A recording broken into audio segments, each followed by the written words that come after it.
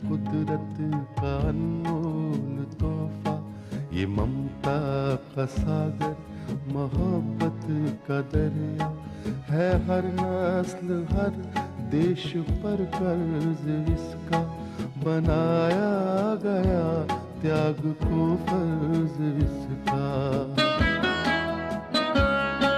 मगर इसकी दुनिया ने कीमत न जानी, मगर इसकी दुनिया ने कीमत न जानी। अजब दास्तां है, अजब है कहानी।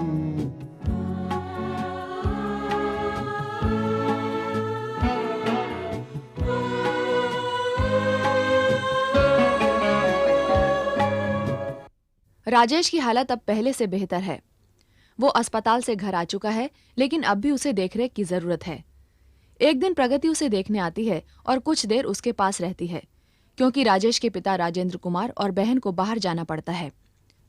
राजेश इस इत्तेफाक से खुश है क्योंकि प्रगति पहली बार अपने बारे में उसे बहुत कुछ बताती है। उसका कहना है कि वो इतनी दौलत कमाना चाहती है कि विनोद और ठाकुर रुद्र प्रताप को नीचा दिखा सके और एक दिन उन्हें बर्बाद कर सके। राजेश उसके इरादों की दाद देता है। उधर ठाकुर ग्रोवर दीनदयाल और अधिकारी से मिलकर प्रगति को उसके इरादों में नाकामयाब करना चाहता है और अपना बिजनेस बढ़ाना चाहता है। उन्हीं दिनों हरीश शाह प्रगति से अपनी फैक्ट्री और अपना दफ्तर खोलने के लिए कहता है और इस काम के लिए प्रगति क्रिएशंस में पैसा लगाने के लिए तैयार नजर आता है। लेकिन प्रगति ईसा भाई से अलग होना नहीं चाहती। जब ईसा भाई को यह पता चलता है तो वो प्रगति की भलाई और तरक्की के लिए उससे अलग होने के लिए तैयार है। अब आगे। इंसान की असली दुश्मन तो खुद उसकी मोहब्बत ही होती है, और अगर यकीन नहीं आता तो ये शेर सुन लीजिए। मेरी एक उम्र फानी नज़ाके आलम में गुजरी है, मोहब्बत ने मेरी रग रग से खींचा है लहू बरसों।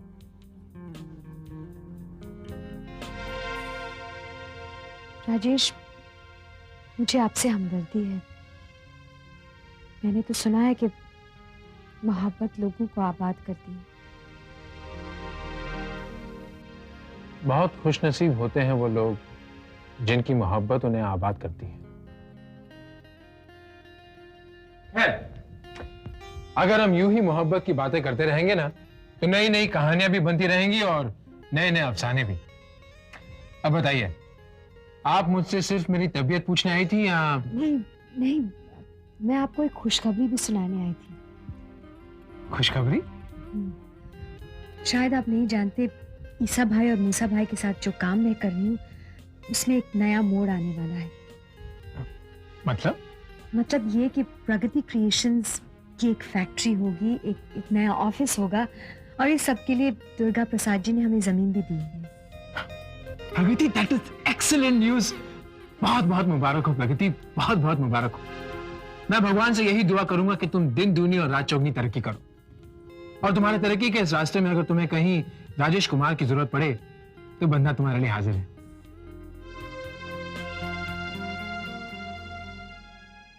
मैं ये खुशखबरी वकील साहब और रूपा को भी सुनाना चाहती थी, लेकिन आप मेरी तरफ से उन्हें सुना दीजिए। मगर आप कुछ देर रुक क्यों नहीं जाती? वो लोग अब आते ही होंगे। अरे रंजीत जी, मैं फिर कभी आ जाऊंगा। कोई बात नहीं, आओ ना, अंदर आओ। जी, दरअसल बात यह थी कि मुझे इन कागजात पर आपके दस्तखत चाहिए थे। लाओ दो।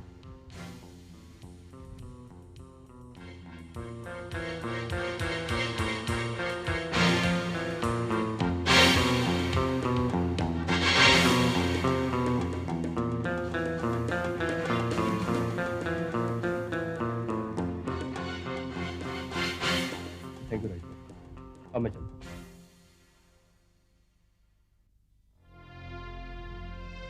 अच्छा, अब मैं भी चलती हूँ। प्रगति जी, इजाजत देने का मन तो नहीं करता, मगर मुझे बहुत सारे काम करने हैं। मैं फिर कभी आऊंगी। नमस्ते।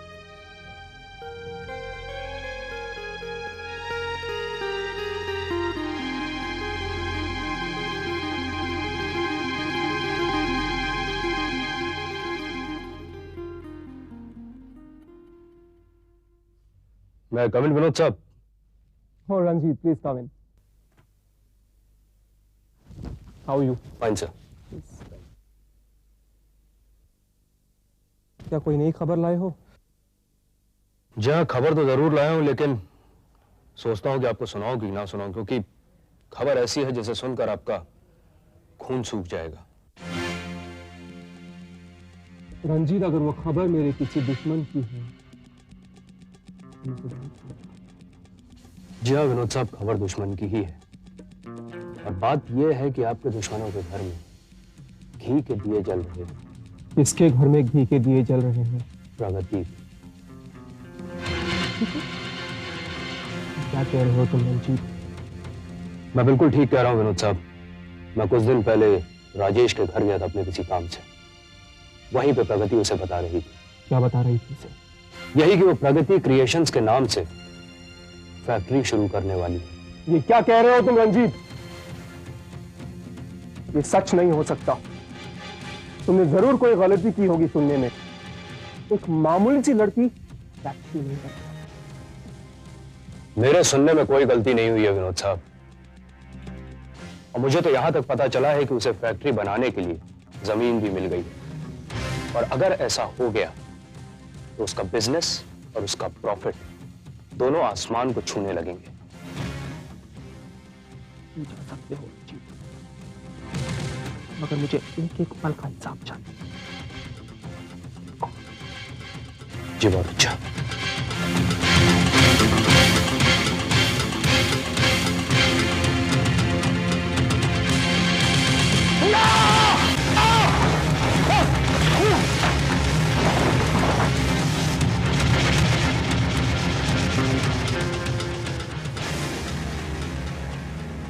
क्या बात है? किस बात का गुस्सा इन बेजान चीजों पे निकाल रहे हो तुम? बाबूजी, ये गुस्सा मुझे अपने आप पर आ रहा है। अपने आप पर? मगर अपने आप पर गुस्सा किस लिए आ रहा है तुम्हें? बाबूजी, प्रगति को हम खत्म नहीं कर सके। उसकी ताकत दिन ब दिन बढ़ती जा रही है। उसकी ताकत दिन पर दिन बढ़ती जा रही है, मगर किस तरह? वो प्रगति क्रिएशन के लिए फैक्ट्री बना रही है। फैक्ट्री? हाँ बाबूजी, फैक्ट्री। अब उसकी हैसियत लाखों की हो जाएगी। वो किसी भी दिन हमारे सामने, हमारे मुकाबले पर आकर खड़ी हो जाएगी। हाँ बेटे, ये वाकई चिंताजनक बात है हमारे लिए। वैसे भी उसने हमारी बर्बादी की कसम खाई है। वो अपने जुनून में जो कुछ भी कर रही है, हमसे बदला लेना। अगर उसकी तमन्ना बड़ा होने की है,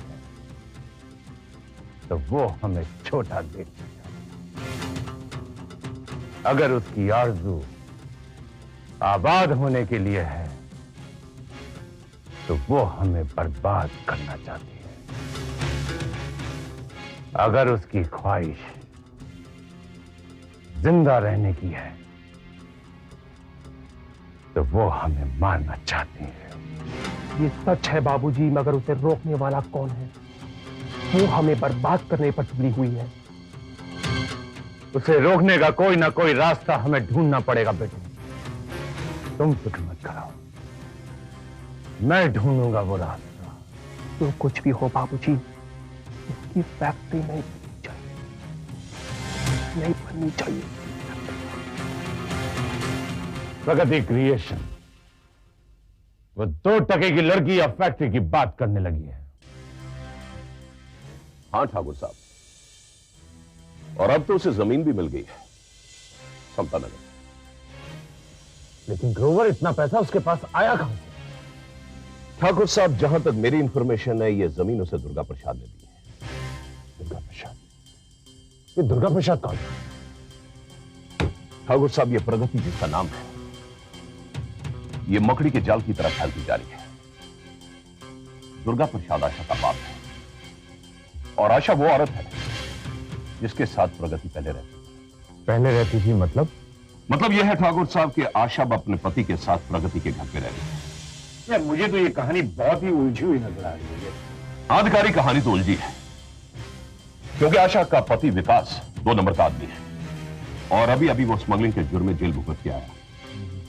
और प्रगति को यह जमीन दुर्गा प्रसाद ने उनकी मदद करने के लिए इनाम दी है।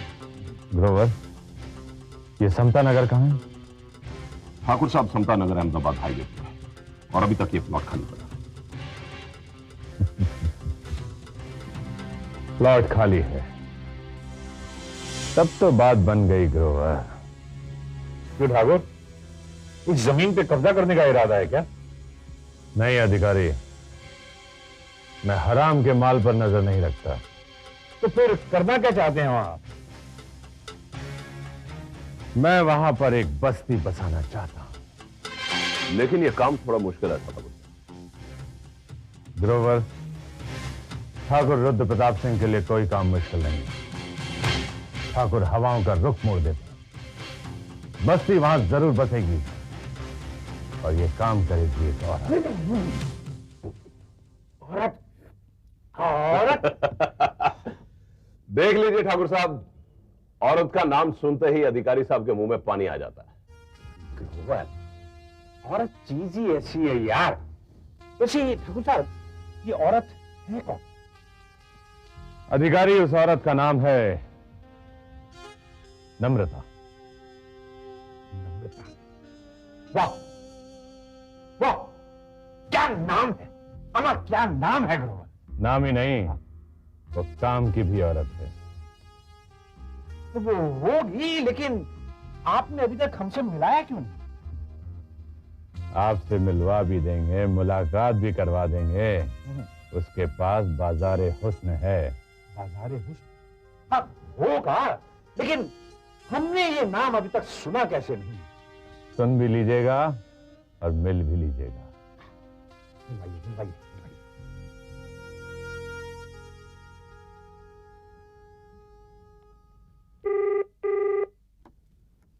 हेलो।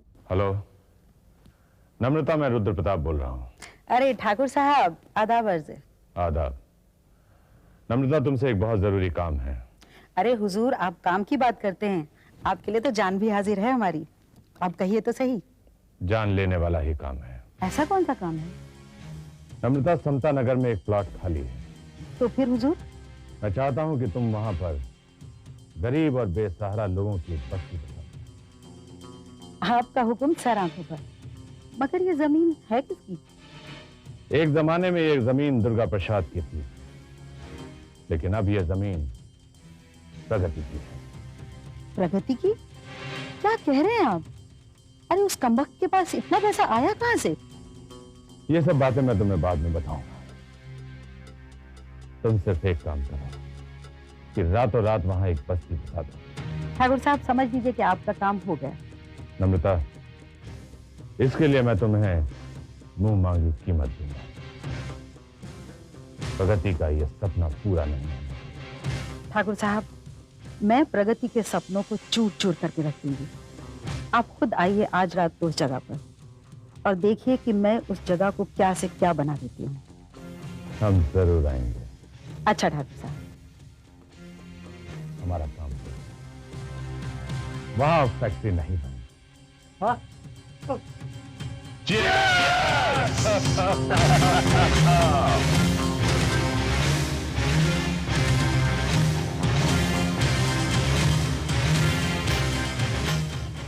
जब्बार, कल तक ये बस्ती बस जानी चाहिए।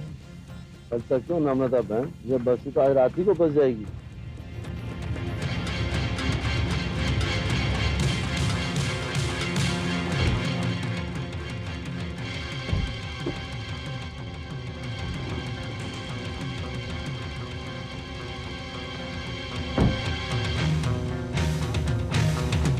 तो साहब, आपकी नजरन की तो दाद दिया का पड़ी। कैसे मुखिया? अभी देखो, नम्रता बाई तो बहुत जोर का काम का चीज निकली। अरे कल कह रहे आज बस्ती तैयार हो गई। अरे कौन जादू वादू है इनका हाथ में? नम्रता वो जलवा है जो हर काम जादू की तरह करके दिखा देता है। नमस्ते ठाकुर साहब। नमस्ते नम्रता, कैसी हो? आपकी दुआ है ठाकुर साहब। तो बस्ती बसने लगी? हाँ ठाकुर साहब, बस्ती तो बसते बसते बसती है, मगर ये तो आपके ख्वाबों की बस्ती है जो इंशाअल्लाह एक रात में बस जाएगी। और यहाँ के रहने वाले ये दावा करेंगे कि वो यहाँ मुद्दतों से रहते हैं। नम्रता, ये मुमकिन कैसे हो सकेगा? ठाकुर साहब, बिजली का कनेक्शन तो मिल जाएगा इसे। और भी ऐसे सबूत होंगे यहाँ रहने वालों के पास कि उन्हें हटाना मुश्किल ही नहीं, नामुमकिन हो जाएगा। जब से मैंने सुना है कि प्रगति की फैक्ट्री यहाँ बनने वाली है, ठाकुर साहब यूं समझ लीजिए कि मेरे सीने में एक आग सी लगी हुई है। अगर मेरा बस चले तो इस आग में प्रगति को जलाकर खाक कर दूंगी। आग तो मेरे सीने में भी लगी है नम्रता। तुम नहीं जानती, वो 2 टके की लड़की प्रगति मेरे सामने आकर मुझे धमकियां देने लगी है।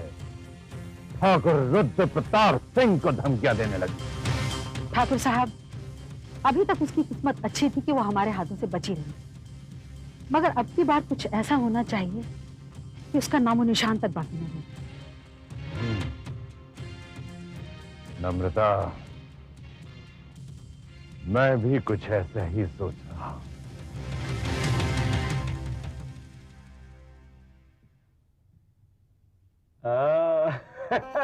कहिए, कैसा लगा ये बोर्ड? आज ही बनवाया है मैंने। बहुत अच्छा है, बहुत अच्छा। ईसा भाई, अब इसे चलकर वहां लगा तो ले। हाँ हाँ, क्यों नहीं। मूसा कुछ मजदूरों का इंतजाम करने गया है। अच्छा। ईसा भाई, मैं भी बहुत दिनों से अपने प्लॉट पे गया नहीं हूँ। अब देखना है वो किस हालत में है। अजी, अभी क्या देखना, असली मजा देखने का तो तब आएगा जब वहाँ फैक्ट्री खड़ी होगी। बादब, मुलायजा होशियार, मल्लिकाए प्रगति क्रिएशन तशरीफ ला रही है। मुबारक हो, मुबारक हो। कहिए, मल्लिकाए प्रगति क्रिएशन बहुत बहुत मुबारक हो आपको। ईसा भाई, आप भी कमाल करते हैं। नहीं बेटी, आज मुझे कुछ भी कहने से मत रोक। आज मेरी जिंदगी का बड़ा अहम दिन है। मुझे वो खुशी नसीब हुई है जो शायद ही किसी बाप को होती है। जीती रहो बेटी। मैं तो सोच भी नहीं सकता कि प्रगति को प्यार करने वाले ईसा भाई के मुकाबले कोई और भी हो सकता है। बेशक। अरे, हमारी ये प्यारी सी बेटी है ही इसी प्यार के लायक।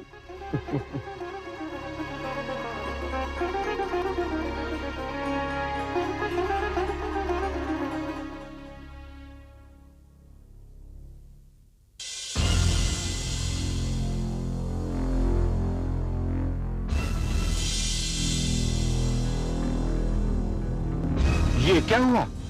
क्या हुआ दुर्गा प्रसाद जी? मेरे खाली प्लॉट पे अचानक बस्ती कैसे बस गई? ये प्लाट आप ही का है? हाँ हाँ। नहीं, लेकिन आपको यकीन है कि कहीं हम गलत प्लॉट पे तो नहीं आ गए हैं? नहीं ईसा भाई, ये अपना ही प्लॉट है। कुछ दिन पहले ही मैं आकर गया हूँ यहाँ से, तब तो कुछ नहीं था। अचानक ये झोपड़ियाँ कैसे बस गई? वो आदमी सो रहा है ना, उससे चल के हम लोग पूछते हैं। चलिए चलिए आइए।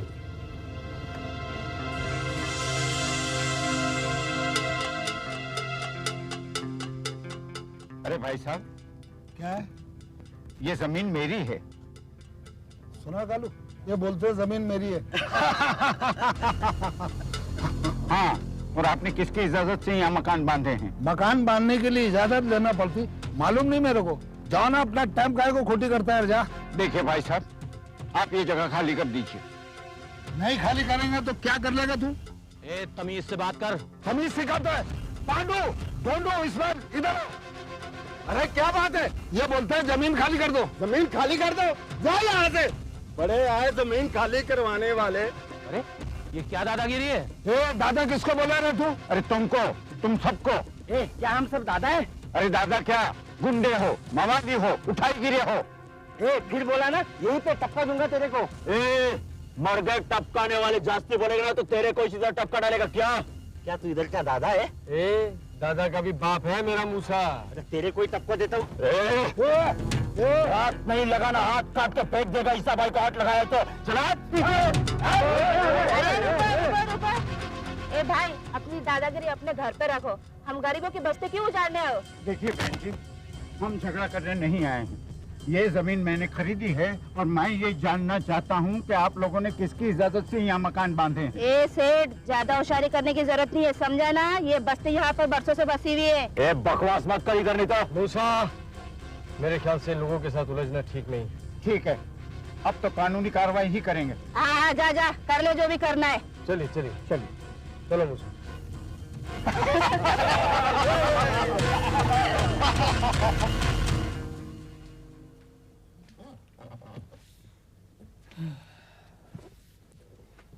क्या बात है, हुआ क्या? कुछ नहीं बेटी, ये जमाना अब शरीफ लोगों के लायक नहीं रह गया है और आगे भी आसार मुझे कुछ अच्छे नहीं लग रहे हैं। ईसा भाई 16 आने सच बोलता है। लेकिन बात क्या है, कोई मुझे बताता क्यों नहीं? बेटी तू दुर्गा प्रसाद जी से पूछ कि जमाना क्या आ गया है। बेटे, अपनी जो जमीन थी समता नगर में, उस पर लोगों ने जबरदस्ती कब्जा कर लिया है। ये चाहत की मूरत, वफा की निशानी, अजब दास्तां है, अजब है कहानी।